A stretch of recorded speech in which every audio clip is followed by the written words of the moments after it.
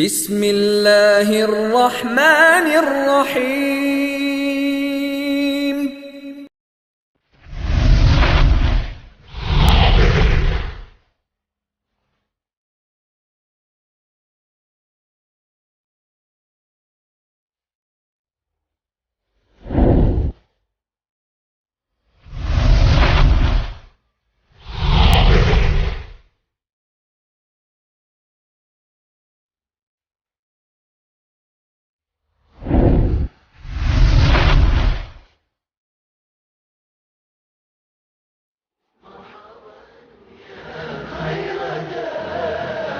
طلع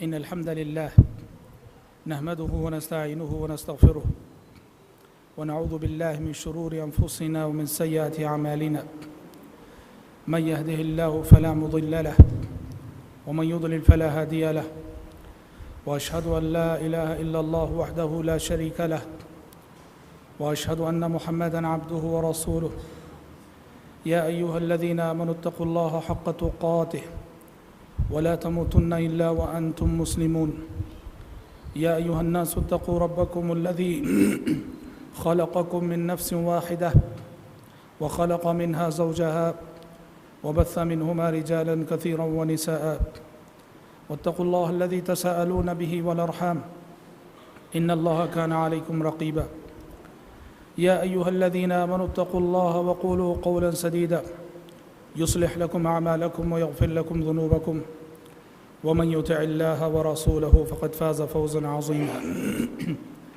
أما بعد فإن خير الحديث كتاب الله وخير الهدي هدي محمد صلى الله عليه وسلم وشر الأمور محدثاتها وكل محدثة بدعة وكل بدعة ضلالة وكل ضلالة في النار أعوذ بالله السميع العليم من الشيطان الرجيم من همزه ونفخه ونفسه ألم يجدك يتيما فآوى ووجدك ضالا فهدى ووجدك عائلا فأغنى فأما اليتيم فلا تقهر وأما السائل فلا تنهر وأما بنعمة ربك فحدث۔ اللہ تبارک و تعالیٰ کا بے انتہا شکر و احسان ہے کہ جس کی توفیق سے ہم سب سیرت رسول کو سننے سنانے اور پڑھنے پڑھانے کے لیے یہاں جمع ہوئے ہیں۔ کل کے درس میں ہم نے نبی کریم صلی اللہ علیہ وسلم کی ولادت سے پہلے عرب کا جو ماحول تھا، عرب کے جو حالات تھے، اس پر مختصراً روشنی ڈالی تھی، اور آج کے درس میں نبی کریم صلی اللہ علیہ وسلم کی پیدائش اور پیدائش کے بعد کے حالات پر انشاءاللہ تعالی روشنی ڈالی جائے گی۔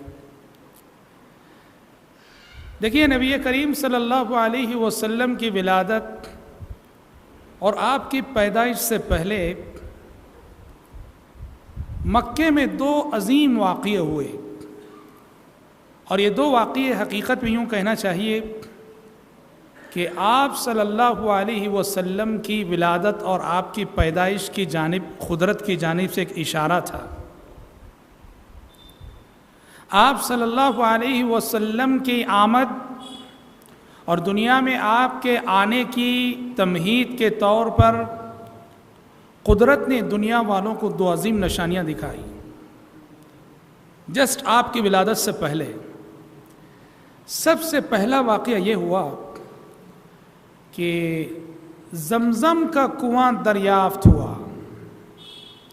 آب زمزم حضرت ابراہیم علیہ السلام کے زمانے تک اس کی تاریخ لوٹتی ہے۔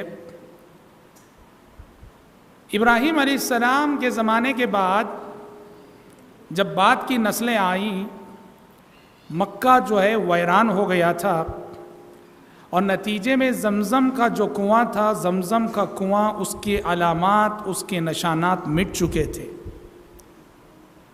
کوئی نہیں جانتا تھا کہ زمزم کا کنواں کہاں تھا، بس یہ تھا کہ مکے میں ایک کنواں تھا جسے زمزم کہا جاتا تھا، جو ابراہیم علیہ السلام، اسماعیل علیہ السلام کے دور میں جہاں سے پانی نکلا کرتا تھا، سارا مکہ اس سے سیراب ہوتا تھا۔ کوئی نہیں جانتا تھا کہ مکے میں اس کا مقام کہاں ہے، وہ جگہ کہاں ہے جہاں کے زمزم کا کنواں پایا جاتا تھا۔ پیارے نبی کی ولادت اور آپ کی پیدائش جیسے قریب ہوئی، قدرت نے یہ انتظام فرمایا کہ زمزم کا کنواں مکے والوں نے دریافت کر لیا۔ کیسے دریافت کیا؟ دریافت اس طرح سے ہوا کہ نبی کریم صلی اللہ علیہ وسلم کے جد امجد اور آپ کے دادا عبد المطلب کو اللہ تعالیٰ نے خواب دکھایا، اور خواب میں انہیں وہ جگہ بتائی گئی جہاں کے زمزم کا کنواں پایا جاتا ہے۔ عبد المطلب نے اس مقام کی کھدائی شروع کی جو خواب میں جو مقام کے دکھایا گیا تھا، تو واقعتاً زمزم کے علامات، زمزم کی نشانیاں، زمزم کے آثار، زمزم کے ثبوت ملنے لگے۔ جب مکے میں یہ خبر مشہور ہوئی کہ عبد المطلب کھدائی کر رہے ہیں اور زمزم کے پروف ملنے لگے ہیں انہیں، اور سارے لوگ آ گئے، عبد المطلب سے مزاحمت کرنے لگے اور کہنے لگے کہ یہ ہمارا حق ہے، ہم کھدائی کریں گے، کیونکہ زمزم کو دریافت کرنا بڑے شرف کی بات تھی، بڑی عزت کی بات تھی۔ انہوں نے عبد المطلب سے آ کر تکرار کی، کہا کہ ہم تلاش کریں گے، ہم کھدائی کریں گے، ہم زمزم کو دریافت کریں گے۔ بالآخر کافی تکرار ہوئی۔ اللہ تعالیٰ نے یہ اعزاز عبد المطلب کے مقدر میں لکھا تھا، اللہ کی تائید عبد المطلب کے ساتھ رہی۔ کافی تکرار کے باوجود بالآخر زمزم کی کھدائی کا شرف اور اعزاز عبد المطلب ہی کو حاصل ہوا۔ اور جب عبد المطلب کو یہ اعزاز حاصل ہوا، انہوں نے زمزم کے کنویں کو دریافت کیا، کھدائی کی، ایک نذر مانی انہوں نے، اللہ تعالیٰ سے ایک عہد و پیمان کیا انہوں نے کہا کہ اگر اللہ تعالیٰ مجھے زندگی میں 10 بچے دے دے، 10 ایسے بچے جو میرے باڈی گارڈ ہوں، میری حفاظت کرنے والے بچے، اگر 10 بچے اللہ دے دے گا، اس میں سے ایک بچے کو میں اللہ کے نام پہ قربان کروں گا، ذبح کروں گا۔ اور عبد المطلب کو 10 بچے اللہ نے دے دیے۔ ایک روایت کے مطابق انہیں 13 لڑکے تھے، ایک روایت کے مطابق 11 لڑکے تھے، ایک روایت کے مطابق 10، بہرحال 10 اولاد تو ہو گئی۔ اب نظر پوری کرنی ہے انہوں نے اپنے 10 بچوں کے نام لکھ کر قرآن ڈالا، اور قرآن نکلا تو کس کا نام نکلا؟ عبداللہ کا نام نکلا۔ وہ عبداللہ جو آگے چل کر ہمارے نبی حضرت محمد صلی اللہ علیہ وسلم کے باپ بننے والے تھے۔ عبد المطلب نے اپنی نظر پوری کرنے کے لیے قرآن ڈالا تو عبداللہ کا نام نکلا۔ عبد المطلب نے اپنی نظر کے مطابق ہاتھ میں چھری لے لی، عبداللہ کو لٹا دیا ذبح کرنے کے لیے۔ لوگوں نے انہیں بہت سمجھایا، بہت منع کیا، اتنا حسین و جمیل بچہ، اتنا سمجھدار بچہ ایسا نہ کریں۔ عبد المطلب نے کہا پھر میں اپنی نظر کا کیا کروں، اللہ سے جو میں نے وعدہ کیا اس کا کیا کروں؟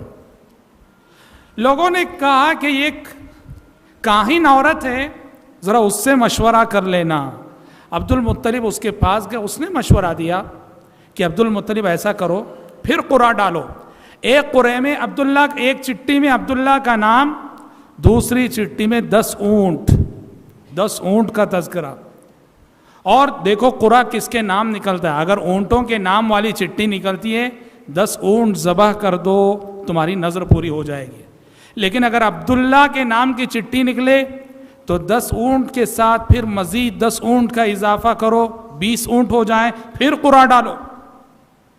20 اونٹ والی چٹھی نکل جائے تو 20 اونٹ کو ذبح کر دو، تمہاری نظر پوری ہو جائے گی. لیکن اگر پھر عبداللہ کے نام کی چٹھی آ گئی تو پھر 10 اونٹ کا اضافہ کرو، اور 30 اونٹ ایک طرف، عبداللہ ایک طرف. اس طرح اس نے مشورہ دیا اور عبد المطلب نے اس مشورے پر عمل کیا. قرآن ڈالتے گئے، پہلی مرتبہ ایک طرف عبداللہ، دوسری طرف 10 اونٹ.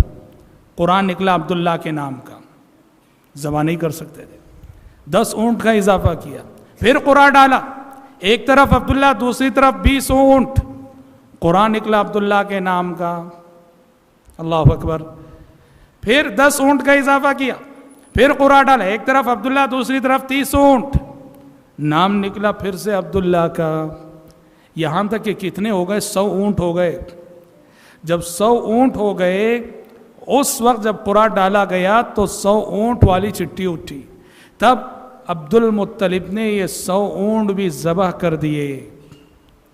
اور اہل علم لکھتے ہیں کہ عربوں میں ایک جان اگر کوئی ناحق کسی کا قتل کر دے، ایک جان کی دیت 10 اونٹ تھی. عبد المطلب کے اس واقعے کے بعد سے عربوں نے ایک جان کی دیت کو 100 کر دیا.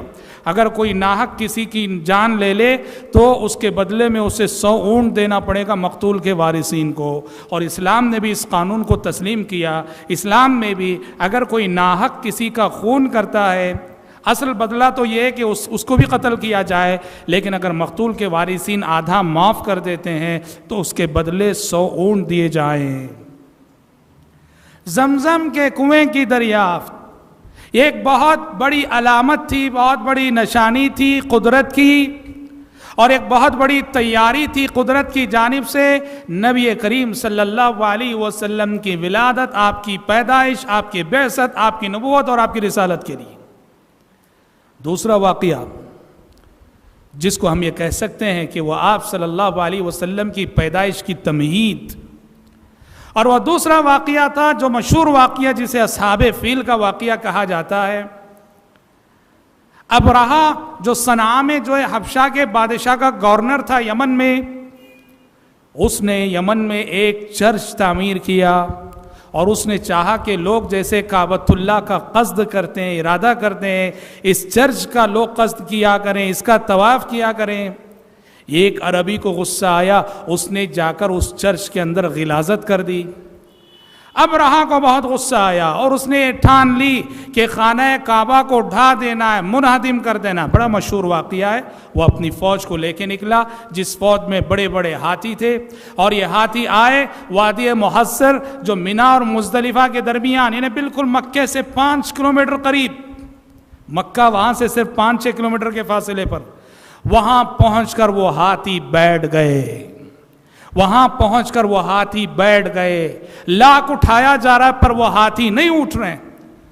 مکے کی سمت چلنے کے لیے تیار نہیں، اور دوسری سمت چلاؤ تو چلنے کے لیے تیار. اور بلاخر اللہ تبارک و تعالیٰ نے فیصلہ کر دیا. اللہ تعالیٰ نے پرندوں کے جھنڈ بھیجے، اور ہر پرندے کے چونچ میں اور اس کے پنجوں میں 3 کنکریاں ہوتی تھیں، اور وہ کنکریاں جو ان پر برستی تھیں، اور ہاتھی جو ہے قرآن کے الفاظ میں کعصف مأکول، کھائے ہوئے بھونسے کی طرح ہو گئے. اور ابرہہ بھی یمن واپس لوٹتے راستے میں ہلاک ہو گیا. یہ واقعہ، اس کی خبر پورے جزیرہ عرب میں، جزیرہ عرب سے باہر بھی گئی. ساری دنیا میں یہ خبر پھیل گئی اس واقعے کی. اس طرح ساری دنیا تک ایک میسیج گیا، ایک پیغام گیا کہ یہ خانہ کعبہ، یہ بیت اللہ، یہ اللہ کا گھر ہے. اللہ نے معجزانہ طور پر اس گھر کی حفاظت کی ہے. اس میں اشارہ تھا کہ ان قریب اس گھر کا نگہبان آنے والا ہے، اس گھر کا محافظ آنے والا ہے. اس گھر کا جو اصل میسیج ہے توحید کا، اس میسیج کا دینے والا پیغمبر آنے والا ہے. اس پیغمبر کی ولادت اور پیدائش سے پہلے قدرت کی جانب سے یوں سمجھو کہ ایک اعلان تھا یہ واقعہ. ساری دنیا میں اس واقعے کی خبر پھیل گئی. خانہ کعبہ کے تقدس، خانہ کعبہ کی عظمت اور خانہ کعبہ کے اس اعجاز کے چرچے دنیا والوں کی زبانوں پہ تھے. اسی لیے اصحاب فیل کا واقعہ کہا جاتا ہے. اور اب سب کو معلوم ہے بالکل اسی سال آپ صلی اللہ علیہ وسلم کی پیدائش اور آپ صلی اللہ علیہ وسلم کی ولادت ہوئی تھی. عام الفیل، جس سال یہ ہاتھی والوں کا واقعہ پیش آیا تھا، اسی سال آپ صلی اللہ علیہ وسلم کی ولادت ہوئی تھی. اور حضرات، نبی کریم صلی اللہ علیہ وسلم، آپ صلی اللہ علیہ وسلم، آپ کی ولادت ہوئی آمینہ کی گود میں، آمینہ کے بطن سے آپ صلی اللہ علیہ وسلم کی ولادت ہوئی. 9 ربیع الاول کی تاریخ تھی، پیر کا دن تھا، اور انگریزی تاریخ کے اعتبار سے 20 اپریل یا ایک روایت کے مطابق 22 اپریل 571 570 پر 1 عیسوی، 20 اپریل 570 پر 1 عیسوی یا 22 اپریل 570 پر 1 عیسوی کو مکے میں آفتاب رسالت طلوع ہوا اور آپ صلی اللہ علیہ وسلم کی ولادت ہوئی. اور آپ کی ولادت کے حوالے سے 3 باتیں بہت ہی زیادہ قابل ذکر ہیں. سب سے پہلی بات جو آپ کی پیدائش اور آپ کی ولادت کے حوالے سے قابل ذکر ہے یہ کہ اللہ تعالیٰ نے آپ کو عرب کے اور مکے کے ایک بہت ہی معزز گھرانے میں پیدا کیا. دوسرے الفاظ میں اگر کہیں تو آپ بہت ہی اعلیٰ حسب و نسب والے تھے. کیوں؟ دیکھو ایک چیز ہم آپ کو بتا دیں، عربوں کے نزدیک حسب و نسب کی بڑی اہمیت تھی. نسب، آج بھی عرب اپنے نسب کو یاد رکھتے ہیں. ہر عربی کے گھر میں آپ دیکھیں گے اس کا پورا شجرہ رہے گا. میرا باپ کون، اس کے کتنے بھائی، ہمارے دادا کون، اس کے کتنے بھائی، ہمارے پردادا کون، ان کے کتنے بھائی، اور کون کہاں جا کر بسے. عرب ہمیشہ سے تاریخ میں اور آج بھی اپنے خاندان کی، اپنے نسب کی حفاظت کرنے والی قوم. ان کے نزدیک وہی شخص لیڈر بن سکتا تھا، وہی شخص سردار ہو سکتا تھا جو اعلیٰ حسب نسب رکھنے والا اور اونچے خاندان سے تعلق رکھنے والا ہو. اور حسب و نسب کی اہمیت کا اندازہ آپ اس بات سے کیجئے، انسان تو انسان، وہ اپنے جانوروں کا حسب و نسب بھی یاد رکھتے تھے، اپنے جانوروں کا نسب یاد رکھتے تھے. گھوڑے ہوتے تھے ان کے پاس اور گھوڑے کا نام ہوتا تھا. عربوں کے پاس پورا شجرہ ہوتا، میرا یہ جو گھوڑا ہے اس کا باپ کون، اس کا باپ کون، اس کا باپ کون. گھوڑوں کا نسب ہوتا تھا. جو قوم جانوروں کے نسب کو اتنی اہمیت دے وہ اپنے نسب کو کتنی اہمیت نہیں دے گی. نسب کی بڑی اہمیت تھی ان کے پاس، اور اسی کی لیڈرشپ کو وہ تسلیم کرتے تھے جو اونچے حسب و نسب والا ہو. نتیجے میں اللہ تبارک و تعالیٰ نے اپنے نبی، آخری رسول، آخری پیغمبر محمد صلی اللہ علیہ وسلم کو اس دولت سے، اس انعام سے نوازا کہ آپ حسب و نسب کے اعتبار سے بہت ہی اونچے تھے. کیوں؟ قریش جو آپ کا قبیلہ ہے، قریش یہ پورے عرب کا بہت ہی اونچا خاندان، اور قریش کی بھی بہت ساری شاخیں، ان میں سے خاص طور پہ بنو ہاشم جو آپ صلی اللہ علیہ وسلم کا خاندان. سارے عرب میں قریش کی امامت مسلم تھی، اور سارے قریش کے قبائل میں بنو ہاشم کی امامت مسلم تھی. اور اللہ تعالیٰ نے پیارے نبی کو انہی قریش کے اندر اور انہی قریش کی شاخ بنو ہاشم کے اندر پیدا کیا. پیارے نبی نے صحیح مسلم کی اس حدیث میں اسی جانب اشارہ کرتے ہوئے فرمایا کہ ان اللہ اصطفى کنانة من ولد اسماعیل، ان اللہ اصطفى کنانة من ولد اسماعیل واصطفى قریشا من کنانہ واصطفى بنی ہاشم من قریش واصطفانی من بنی ہاشم. کیا فرمایا نبی کریم صلی اللہ علیہ وسلم نے؟ آپ نے فرمایا کہ اللہ تعالیٰ نے اسماعیل علیہ السلام کی ذریت بہت پھیلی، لیکن اللہ تعالیٰ نے اسماعیل علیہ السلام کی ذریت سے کنانہ کو منتخب کر لیا، کنانہ کا سلیکشن کر لیا.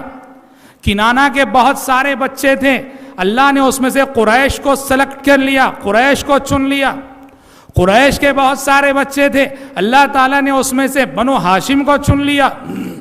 بنو ہاشم کے بھی سینکڑوں افراد تھے، اس میں سے اللہ نے مجھے چن لیا، مجھے چن لیا. پتہ چلا کہ آپ نسب کے اعتبار سے بہت ہی پاکیزہ نسب، آپ کے نسب میں کہیں بھی آپ صلی اللہ علیہ وسلم کے نسب میں نعوذ باللہ ثم نعوذ باللہ کہیں کوئی ناجائز نطفہ نہیں تھا. پاکیزہ سلسلہ، پاکیزہ ذریت، پاکیزہ نسل. اسی لیے پیارے نبی نے کہا کہ اللہ تبارک و تعالیٰ نے باقاعدہ پورے عرب میں قریش کا سلیکشن کیا، قریش میں سے بنو ہاشم کا سلیکشن کیا، اور بنو ہاشم میں سے اللہ تعالیٰ نے میرا سلیکشن کیا. پتہ چلا کہ اللہ تبارک و تعالیٰ اپنے نبی، اپنے رسولوں اور اپنے پیغمبروں کو ظاہری اور باطنی خوبیوں سے نوازتا ہے. یہ بات یاد رہے، اس دنیا میں جتنے بھی پیغمبر آئے، جتنے بھی رسول آئے، ظاہر کے اعتبار سے بھی اور باطن کے اعتبار سے بھی انبیاء بہت ہی حسین و جمیل ہوا کرتے تھے، بڑی خوبیوں کے مالک ہوا کرتے تھے. صرف حسب کے اعتبار سے نہیں، نسب کے اعتبار سے نہیں، ظاہری جسامت کے اعتبار سے انبیاء بے عیب ہوا کرتے تھے. انبیاء کے اندر کوئی عیب نہیں ہوا کرتا تھا، اور انبیاء ظاہر کے اعتبار سے، شکل و صورت کے اعتبار سے بھی بڑے حسین و جمیل ہوا کرتے تھے. یہ یوسف علیہ السلام ہیں جنہیں خود پیارے نبی نے کہا معراج کی رات میں نے یوسف علیہ السلام کو دیکھا کأنہ اوتی شطر الحسن، مجھے ایسے لگا کہ دنیا کا آدھا حسن و جمال انہیں دے دیا گیا ہے. اور خود پیارے نبی، ہمارے نبی حضرت محمد صلی اللہ علیہ وسلم کتنے حسین و جمیل تھے، کتنے حسین و جمیل تھے.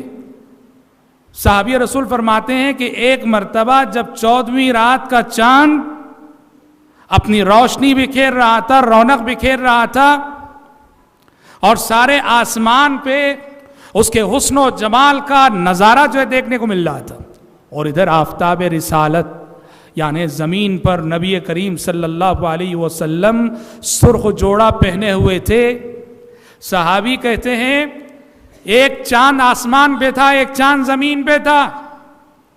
زمین پہ آفتاب رسالت نبی کی شکل میں، اور آسمان پر 14ویں رات کا چاند. اس کا حسن و جمال بھی میں دیکھ رہا تھا، اس کا حسن و جمال بھی میں دیکھ رہا تھا. میں کبھی چاند کو دیکھتا، کبھی نبی کے چہرے کو دیکھتا. یہ فیصلہ کرنے کے لیے کہ کون زیادہ حسین و جمیل ہے، صحابی کہتے ہیں کافی دیر دونوں کے چہرے کو غور کرنے کے بعد مجھے مجبور ہو کے یہ فیصلہ کرنا پڑا کہ آفتاب رسالت 14ویں رات کے چاند سے زیادہ حسین و جمیل ہے. صلوات اللہ وسلام علیہ. پیغمبر ہر رسول کو اللہ تبارک و تعالیٰ ظاہری اور باطنی خوبیوں سے نواز کر دنیا میں بھیجتا ہے. طاقت کتنی تھی جانتے ہیں آپ؟ جی پیارے نبی کو قوت کتنی تھی، طاقت کتنی تھی؟ حضرت انس بن مالک رضی اللہ عنہ فرماتے ہیں کننا نتحدث انہ اعطی قوت 30 رجلا. حضرت انس فرماتے ہیں ہم صحابہ آپس میں بات کر لیتے تھے کہ اللہ تعالیٰ نے ہمارے نبی حضرت محمد صلی اللہ علیہ وسلم کو 30 آدمیوں کی قوت دے رکھی ہے. 30 آدمیوں کی قوت. عرب کا ایک بہت مشہور پہلوان تھا رکانہ پہلوان. اس کی تاریخ تھی کہ اس نے کشتی میں کسی نے اس کو پچھاڑا نہ تھا، کشتی میں اس نے ہمیشہ فتح پائی تھی. کسی نے رکانہ پہلوان کو کشتی میں ہرایا ہو کوئی ثبوت نہ تھا، لیکن پیارے نبی سے جب وہ مقابلہ کرنے کے لیے آیا، یہ رکانہ پہلوان کو پیارے نبی نے پچھاڑ کے رکھ دیا. دیکھو پیغمبر کے اندر، اور یہ اللہ کے تمام پیغمبروں میں ظاہری اور باطنی خوبیاں اور کمالات سے نواز کر اللہ تعالیٰ پیغمبروں کو بھیجتا ہے. خندق کے موقع پہ مدنی زندگی میں ہم پڑھیں گے، غزوہ خندق کے موقع پر ایک بہت بڑی صحابہ کھدائی کر رہے ہیں زمین کی، بہت بڑی چٹان آ گئی، بہت بڑی چٹان. صحابہ پھوڑنے کی کوشش کر رہے ہیں، چٹان نہیں پھوٹ رہی ہے. پیارے نبی کے پاس عرض کیا اللہ کے نبی وہ چٹان آ گئی، ہم سے پھوڑی نہیں جا رہی ہے. پیارے نبی کدال لے کر آگے بڑھے اور آپ صلی اللہ علیہ وسلم نے ایک ضرب لگائی، آپ کے ضرب سے چٹان کے ٹکڑے ٹکڑے ہو گئے. 3 ضربیں آپ نے لگائیں، 3 مار آپ نے ماری، اور ہر ضرب پر چٹان کے ٹکڑے ہوتے تھے. کہنا یہ ہے کہ جب اللہ تعالیٰ نے ہمارے نبی محمد صلی اللہ علیہ وسلم کو حسب و نسب کے اعتبار سے بہت اونچا بنایا، تو یہ کمال اور خوبی صرف حسب و نسب کی حد تک نہیں، اللہ اپنے پیغمبروں، اپنے نبیوں، اپنے رسولوں کو اسی طرح سے ظاہری باطنی خوبیوں سے نواز کر بھیجتا ہے۔ اور حضرات، یہ پہلی بات تھی آپ کی ولادت اور پیدائش کے حوالے سے کہ نسب کے اعتبار سے آپ بہت اونچے تھے۔ دوسری بات جو آپ کی ولادت اور پیدائش کے حوالے سے بہت ہی زیادہ قابل ذکر ہے، وہ ہے آپ صلی اللہ علیہ وسلم کی یتیمی۔ آپ پیدا ہوئے تو یتیم پیدا ہوئے۔ آپ ابھی ماں کے پیٹ میں تھے کہ آپ کے والد دنیا سے چل بسے۔ ماں نے آپ کی پرورش کی، اور ماں ابھی آپ صلی اللہ علیہ وسلم صرف 6 سال کے ہوئے کہ ماں آمینہ بھی اس دنیا سے چل بسی۔ پیارے نبی یتیم ہوئے اور یتیم پیدا ہوئے، اور آپ صلی اللہ علیہ وسلم کی یتیمی کیا میسج دیتی ہے، کیا پیغام دیتی ہے؟ یاد رکھو، آپ صلی اللہ علیہ وسلم کی یتیمی کا سب سے پہلا میسج اور سب سے پہلا پیغام یہ ہے کہ اگر قدرت دنیا میں کسی بچے کو یتیم کرتی ہے تو یہ نہ کہو کہ قدرت اس پہ ظلم کر رہی ہے، کیونکہ محمد صلی اللہ علیہ وسلم اللہ کے سب سے پیارے بندے، اس زمین پر جتنے انسان جنم لیے اور قیامت تک جتنے انسان جنم لیں گے، اللہ کے نزدیک محمد صلی اللہ علیہ وسلم سے زیادہ پیارا اور محبوب کوئی انسان نہیں، کوئی بندہ نہیں۔ اللہ تعالیٰ نے اپنے سب سے پیارے بندے، سب سے محبوب بندے کو جب یتیم بنایا ہے تو پھر یہ قیامت تک آنے والے یتیموں کے لیے ایک بہت بڑا اعزاز ہے۔ یہ قیامت تک جتنے بچے اس امت کے یتیم ہوں گے ان کے لیے ایک اعزاز ہے کہ ان کے امام کون ہیں؟ امام الانبیاء ان کے امام ہیں۔ امام الانبیاء یتیم رہ چکے ہیں۔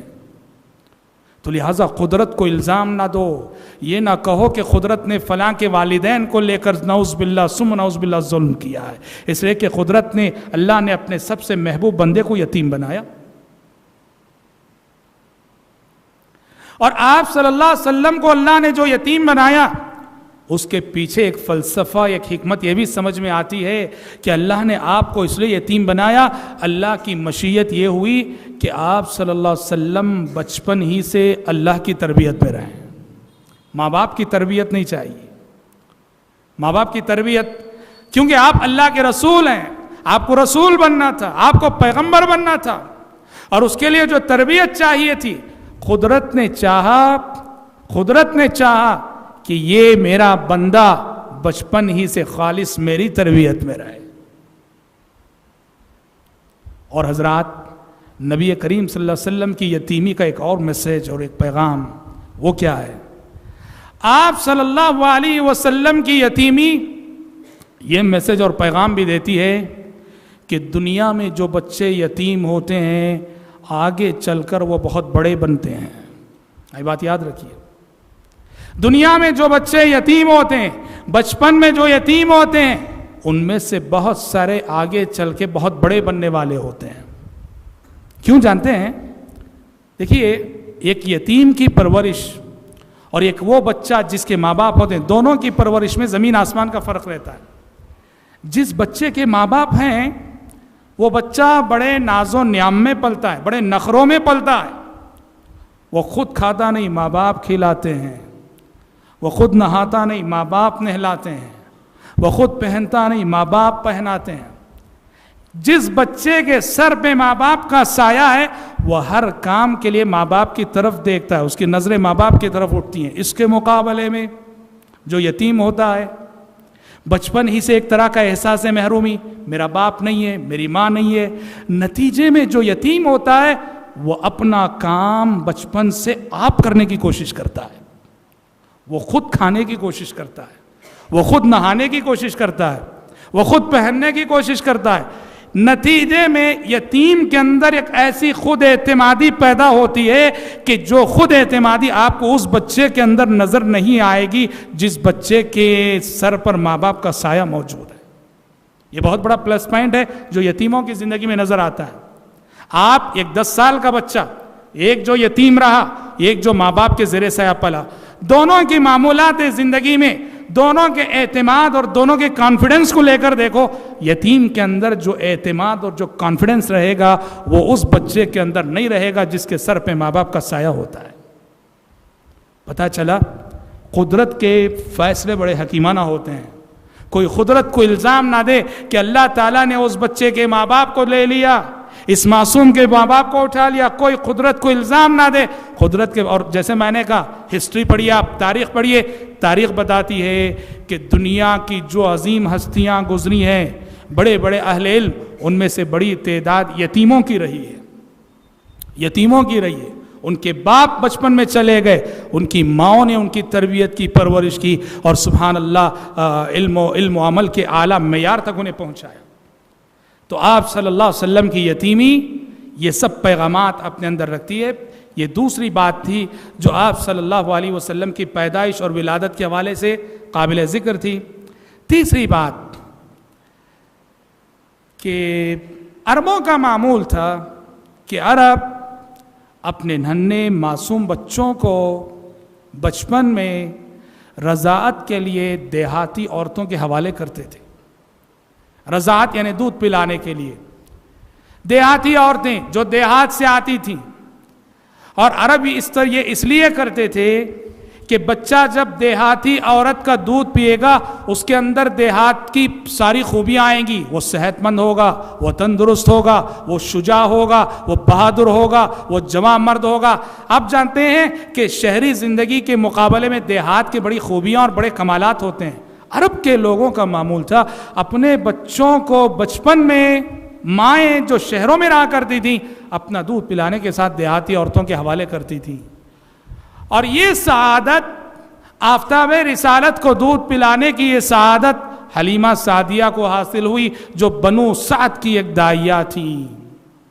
حلیمہ سعدیہ آپ صلی اللہ علیہ وسلم کو لے گئیں. انہیں نہیں معلوم کہ ان کی گود میں جو بچہ پل رہا تھا یہ کتنی عظیم شخصیت تھی، یہ کتنی عظیم ہستی تھی. یہی وہ بچہ ہے جو آگے چل کر اللہ کا آخری نبی اور اللہ کا آخری رسول بننے والا ہے. تاہم حلیمہ سعدیہ انہوں نے کچھ نشانیاں تو ضرور دیکھی.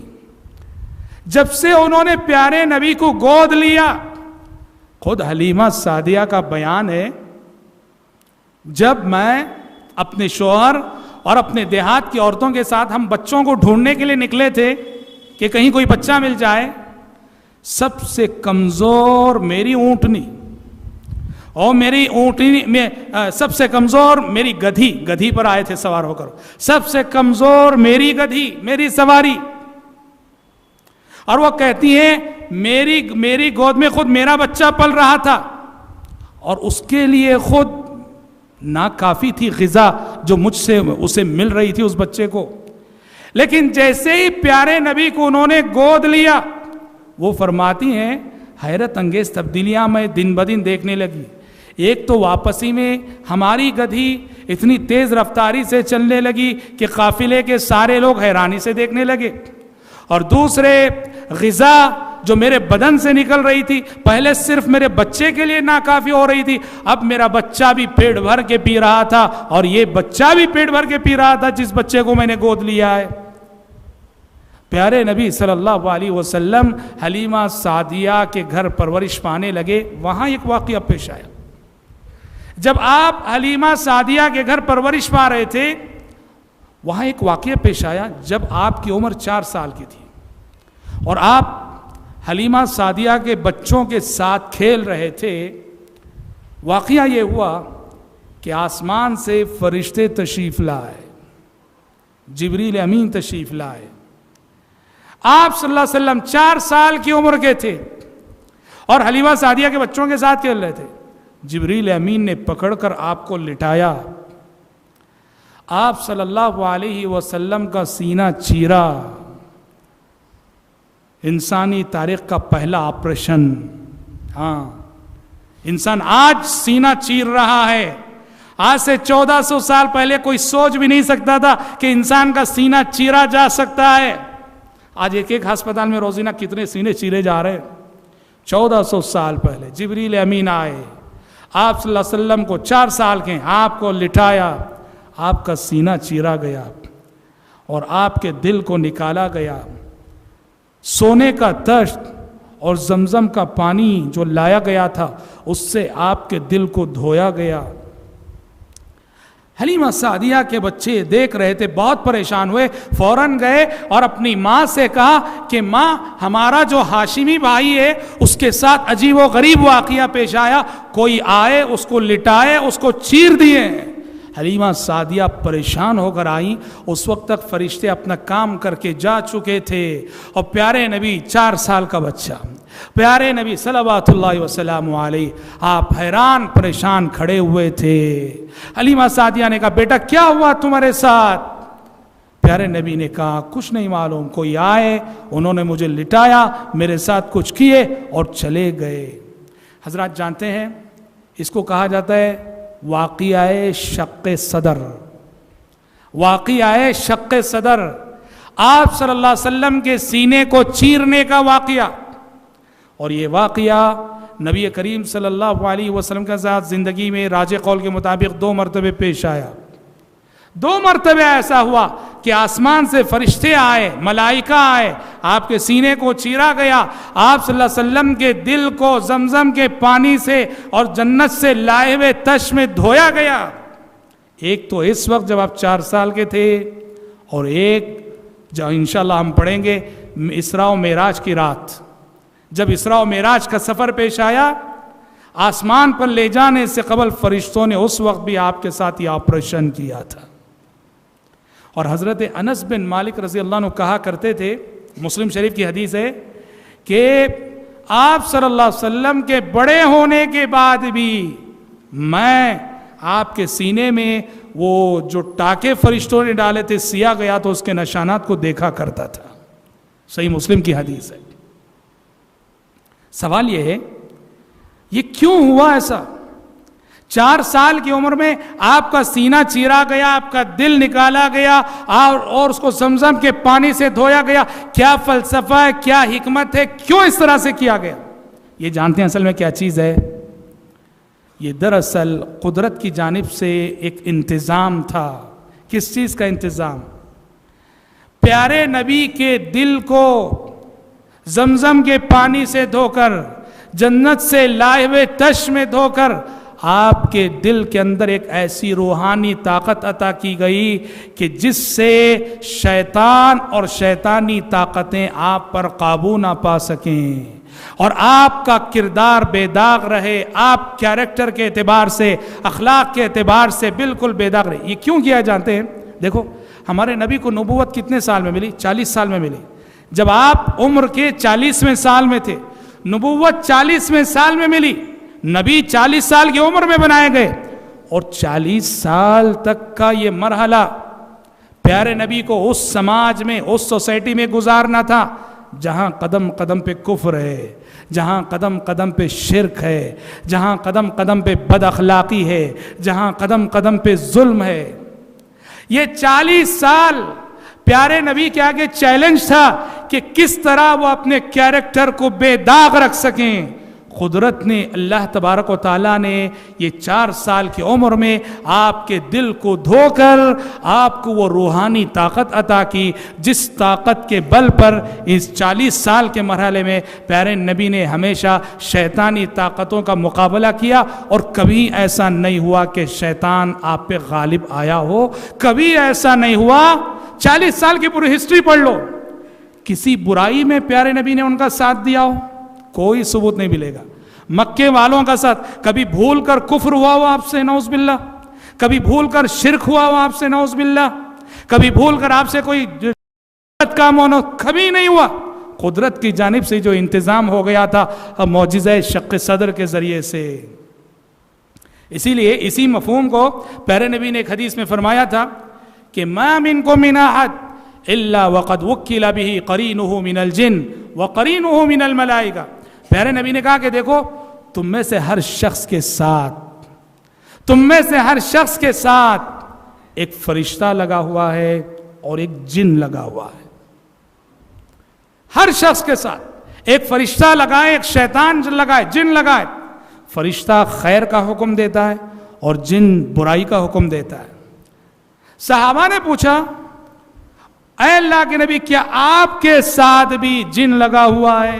فرشتے تو ہیں ہی آپ کے ساتھ، برائی کا حکم دینے والا جن شیطان جیسے دوسروں کے ساتھ لگا ہے، کیا آپ کے ساتھ بھی لگا ہوا ہے؟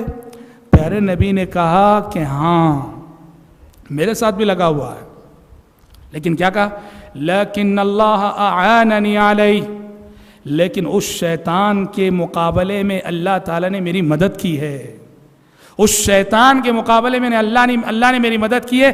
فَأَسْلَمْ، اب وہ لاکھ کوشش کر لے میں ہمیشہ اس کے شر سے، اس کی برائی سے بچ جاتا ہوں، وہ کبھی مجھ پہ غالب نہیں ہو سکتا، وہ کبھی مجھ پہ حاوی نہیں ہو سکتا۔ فَأَسْلَمْ، کیونکہ اللہ نے میری خاص مدد کی ہے۔ یہ مدد کیسے ہوئی؟ یہی قدرتی انتظام، یہی قدرتی انتظام جو اللہ تعالیٰ نے بچپن میں آپ صلی اللہ علیہ وسلم کو 4 سال کی عمر میں معجزہ شق صدر کے ذریعے سے کیا۔ کیوں کیا؟ تاکہ آپ نبی بننے کے بعد مکے والوں کے سامنے یہ چیلنج کر سکیں، فَقَدْ لَبِثْتُ فِيكُمْ عُمُرًا مِّن قَبْلِهِ، اے وہ لوگو میں وہی محمد ہوں جسے 40 سال تک تم صادق اور امین کہتے رہے، میں وہی محمد ہوں جسے 40 سال تک تم اپنی سوسائٹی کا سب سے اچھا انسان مانتے رہے، میں وہی محمد ہوں کہ جس کی کتابیں زندگی کے 40 ورق تمہارے سامنے کھلے ہوئے ہیں۔